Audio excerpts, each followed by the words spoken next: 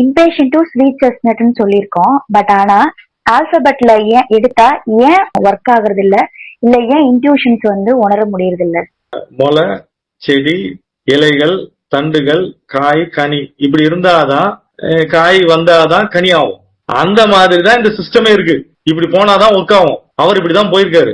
டைரக்டா கனி எடுத்தனா இதுல இருந்து இது குழந்தை பிறந்தது, பதட்டம், பயம், வெறுமை, சுத்தி இருக்கிறவங்க எல்லாம் மிரட்ட ஆரம்பிச்சோன்னு என்னடா அது நம்ம வந்து நம்ம பிரச்சனையை வந்து வெளிக்காட்டக்கூடாது போல உள்ள வச்சுக்கிறேன் அக்ரிமெண்ட். அதுக்கப்புறம் குடும்பத்துக்குள்ள போகுது சிக்கரி. இந்த பாத்வே அப்படி இருக்கிறதுனாலதான் இது ஒர்க் ஆகுது. வேர்ல்டுல 2-3 புத்தகம் தான் இதை பத்தி பேசுது.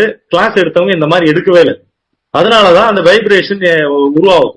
இது சிஸ்டம் இப்படி இருக்கிறதுனால இப்படி போனாதான் சரியா வருது. மாத்தி போனா வைப்ரேஷன்ஸ் நீங்க மாத்தி எடுத்து பாருங்க வராது.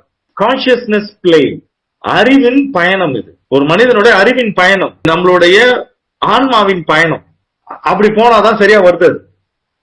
மாத்தி பாருங்க, ரிசல்ட் வராது. தன்னை உணர்வதற்கு இது ஈஸியா இந்த பேட்டர்ன்ல போனதான் வருது. மத்தவங்க எல்லாம் தன்னை உணர்வதை பத்தியே இந்த கிளாஸ் எடுக்கிறவங்க பேசுறதே கிடையாது.